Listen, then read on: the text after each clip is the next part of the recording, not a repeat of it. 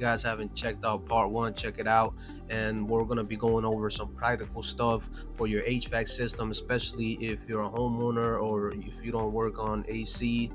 Something to keep in mind, some things to look out for, and hopefully learn something from all this stuff that we're going to be going through. But one of the things, people that don't know about HVAC, what they usually don't see is the inside of this compartment right here for this condenser unit that we're looking at right here. And over time, like as you can see right here, there's dirt, there might be insects, debris, loose electrical connections, and all of these things slowly build up while the system, it might still be working perfectly or fine as you may think. And you might think to yourself, well, I don't really care about all these stuff right now. If it's working fine with me, it's cool. But like the saying goes, a fool learns from his mistakes, but an even wiser person learns from other people's mistakes. All that to say, it's important to keep up with your system, not because it has failed, but because there are issues that usually that can be caught before something becomes an emergency call, especially at the time where it's most inconvenient. So this right here is why HVAC systems should actually be inspected regularly. This high voltage wire should never come off this easily, and problems like this usually start small before eventually turning into much bigger system failures. When checking electrical connections, every wire should feel secure and tight. Loose electrical connections, they create resistance and heat, and over time that extra heat can damage components, they can create shorts, and eventually it can cause the system to fail.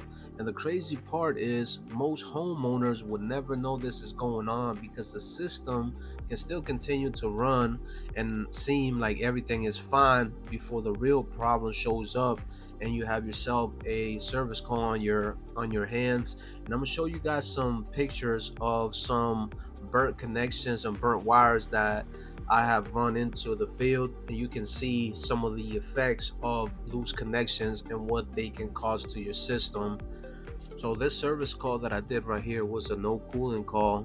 Homeowner reported that the system was not cooling at all. Ended up taking a closer look, and we ended up finding this right here, which ties back to what we're talking about right there, loose connections. And also one thing that could affect that is having the wrong size wire for that. So before moving any further, we're going to tighten these connections properly and inspect the rest of the wiring to make sure everything else is secure. Also, this is a pretty basic AC, one of the most commons that we find out here.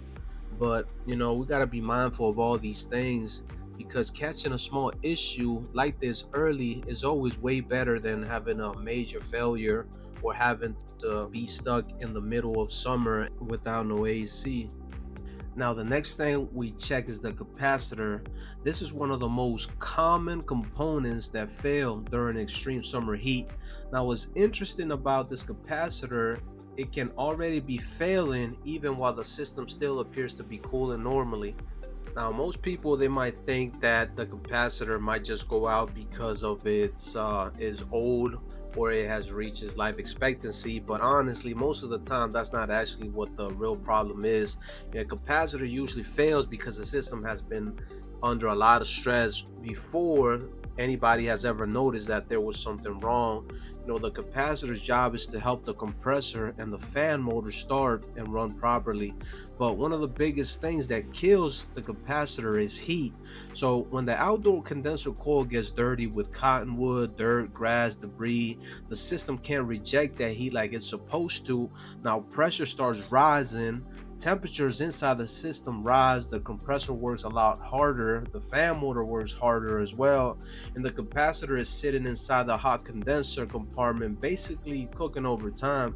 Eventually it starts falling out of range. That's why sometimes the homeowners will notice that the AC is not cooling as good, higher electric bills, the system struggling to start, the humming noises, or the outdoor fan motor is not running right before the system completely stops working. And this is important. A lot of times people replace the capacitor and get the system back and running, but if nobody checks why the capacitor fell in the first place, the actual issue can still be there. That's why during maintenance, we're checking more than just the filter. We're checking electrical connections, capacitor readings, condenser coil conditions, the airflow pressures, and signs that the system may be overheating. Because most ACs don't just fail overnight. Usually they've been warning you for the weeks or even months before the breakdown ever happens. That's why I make these videos, to show you what actually causes these breakdowns before they turn into expensive problems. Now, if you want to understand your system better and avoid getting blindsided later, subscribe, because we're going deeper into it, all of it.